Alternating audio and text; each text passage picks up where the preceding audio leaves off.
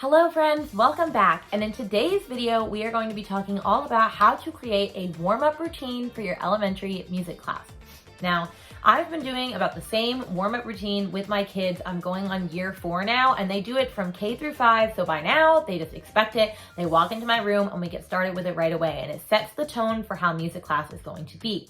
Now, if you don't have a warm-up routine already, don't worry. I'm gonna give you lots of ideas on how mine looks and how you can make one for your classroom. But I highly recommend that you use one because if the kids come in and they immediately know what to expect and they know that music class is going to start the same way each and every time, then they're not going to goof off as much. They're going to be ready to be engaged and ready to focus as soon as they walk through the door. And plus, we want to make sure that they are ready to sing, they're ready to dance, they're ready to do all of those things. And so I make sure to incorporate all of that into my warm-up. So let's talk about the different steps that I think you should include in a warm-up and how you can start implementing those into your classroom tomorrow.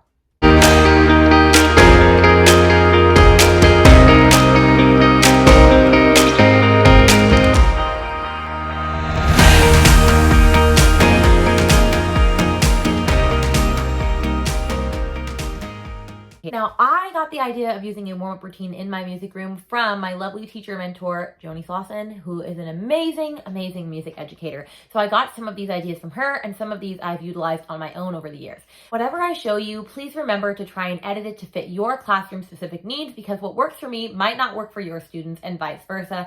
So please always just take everything as a recommendation. You don't have to do it exactly the way that I do it. In fact, I encourage you to think outside the box and think of how you can better adapt it to meet your children's needs.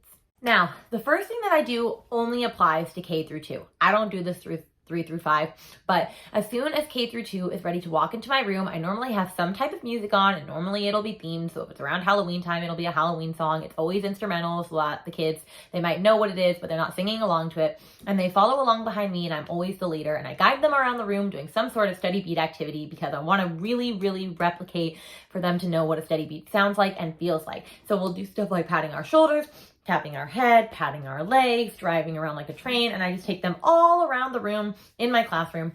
And K through 2, it'll always end up with us ending in a circle, and I have a big circle tape marked on the ground for like kids to sit on. And so we always end in a circle, and I'll go like this, which means sit down, and they will sit down, and they know that it's time to start music class. With 3 through 5, they just walk right in and go straight to their dots that are facing by the board, their board spots. I have, different posters that say board spot position and shows where they should go, circle position that shows where they should go, folk dance position to show where they should go, instrument position. That way they know where everything is. So the 3rd through 5th just go straight to their seat. K through 2, I like to start in a circle. Now, with socially distanced, I have not been doing the circle as of late. They've all just been going to their board spots, but we're still doing the following me around the room part. The second thing I do across the board for everybody is stand up and just do a little bit of light stretching with them. So like we typically do these stretches. We'll stretch up high, we'll shrug the shoulders back and move them forward, stretch it out side to side, gentle twist, which they've all heard me say a million times, don't hit your neighbor as they're twisting. And then they reach all the way with their tippy toes and shake it all out, and they love the shake it all out part. The reason I have them stretched just a teensy weensy bit is just to get their bodies moving. And I am always saying this while I'm doing it with them, because otherwise kids are just like, why are we doing this? This is PE stuff. I get that all the time.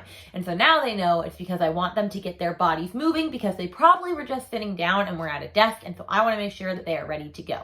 So I always start with just some light, gentle stretches. Takes about 30 to 40 seconds. Then we move into the vocal exploration phase, because I want them to also warm up their voices, because sometimes we're going to sing super high notes and sometimes we're going to sing lower notes. So I will lead them through different siren and vocal exploration. So a couple of them might look like this, and they'll copy me with their hands and their motions. So we'll have whoop, or way up, or ollie, ollie, ollie up, woo. And their favorite one to do is yodelay, yodelay, yodelay, hee-hoo. They love doing that one. But I'll guide them through all different sorts of vocal explorations, and I make sure to address the highest range of their voice and then the lowest part of where we're going to go. Normally, I'll try to make sure that we match it to fit any songs that we're going to be utilizing in class that day, but they love this, they expect it, they know where to go, and so I definitely encourage some vocal exploration to just get their voices moving, because it's really hard to just start singing if you haven't been doing that. as we all know as music educators. Now the next thing, if I had realized that I was filming this video at home, I would have had it, but I'll show a picture of it right here. It's called a Hoberman sphere, and they can get really, really big, but they expand just like this, and the kids go nuts for it. My mentor actually showed me to use that as a breathing exercise. And so the kids will breathe in, and then they have to copy whatever the ball does. So if it opens, they have to go shh, shh, and let all the air out. And so sometimes I'll just make it go once, like shh, or I'll just go shh. So anytime that it's opening, they're having to make that shh, shh sound. And we practice in the beginning of the year focusing on our diaphragm, on how it's going shh, shh, shh. You can't see it right now, but we talk about what your diaphragm is doing and what it should look like and all of that stuff. And your lung is expanding through your lungs, and how you're not wanting your shoulders to be going up like this when you're breathing.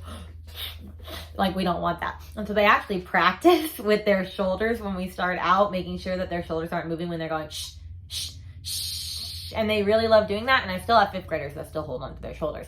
So that breathing sphere is really, really great way to utilize breathing in your music room. Then the next thing we do is echo me for some rhythmic patterns. Typically, I will try to use whatever rhythm pattern that we have been working on as of late. So for example, with 2nd and 3rd, we've been doing ticka ticka. So I will always just clap patterns, and I'll use different levels of body percussion. So I might go, and then they'll do it. And I might do, or I might go. And so the kids are all doing that and all of those things. And then that way they're just continuing to further develop their rhythm patterns. Some days I'll say them like ta, ta, ticka, ticka, ta, and have them copy it back. But most of the time I try to clap it without saying it, so that they're really getting to like hear it visually, especially because a big portion of music is being able to hear it orally. And then the last one, which I recently changed. So I'll say what I used to do and what I do now, or I did before social distancing, so I can't sing in my classroom right now, is using melodic patterns. So I would normally start by just having them echo patterns with me, and I would always try to end with a pattern that is in the song that we are learning for the day. So for example, in 2nd grade, if we're doing mi, re, do, I would do a lot of patterns to go like mi, mi, re, do, or do, re, mi, or do, mi. Sorry, I did sol right there. I meant me. But that way they're practicing their solfa patterns, they're hearing the distance between the notes, and they're just getting more and more repetition in. However, before socially distanced, I was doing the same thing, but I was trying to have them sing like patterns to me, like singing hello and stuff, because my goal eventually was to get them to sing by themselves as a solo. That's like a bit more of an assessment, but I would still use the tonal patterns that we were doing in class. So for example, in 2nd grade, maybe I would go, hello, 2nd grade, and they would go, hello, Miss Barton. Or I would go, how are you today? I'm doing okay. Or whatever they want to say. And so we would practice. Now, I'm not going to lie. When you first start out doing that, it's not going to be good. They're going to be all over the place. They're not going to understand. Like, because I would have a lot of like, good, or hello, 2nd grade. And they'd go, hello, I am fine. And like all this stuff. And I was like, what's going on? They've got a lot better. Now I don't know, because we haven't done it in a while because of COVID and all that. But it's okay. But I always try to end the pattern with whatever we're going to go into. So for example, the other day we were doing Naughty Kitty Cat, which has Naughty Kitty Cat at the end, which is mi, re, do. So I was trying to end my patterns with mi, re, do. And then when we went into Naughty Kitty Cat, they were like, oh wow, we just heard that pattern in the warm-up. You see how everything clicks together? I know. Okay, so I'm going to list them all one more time just so that you remember. So for K through 2, we enter and follow Miss Barton around the room doing echo me for steady beat patterns. 3rd through 5 just go to their board spots. Then we go into a light, gentle stretch to get the body moving, followed by vocal explorations to warm up their vocal range from the highest of the highs to the lowest of the lows. We move right into our breathing sphere, doing our breathing exercises with shh, shh, shh, to get their lungs flowing and their air flowing. And then we move on to rhythmic patterns, where they're copying the patterns that they're using in their classrooms, followed by melodic patterns or singing hello to class at the end. This warm-up in total takes me about 3 to 5 minutes, and I just must say that my principal and assistant principal have been super impressed by this, and that is always something that they write in my evaluations, is that I have a very organized structure to how class starts and ends. So if you're wanting to really impress your educators, I highly suggest having this warm-up, and they're just going to be like, wow, like they are ready to go, they're engaged, especially if you've been doing it for a while and your kids just know what to expect, because some of my kids, I end up doing some of the same vocal explorations in order, and so they already know, and so they're doing it with me. So then I'm like, oh, I got to change it up because they know what I'm doing.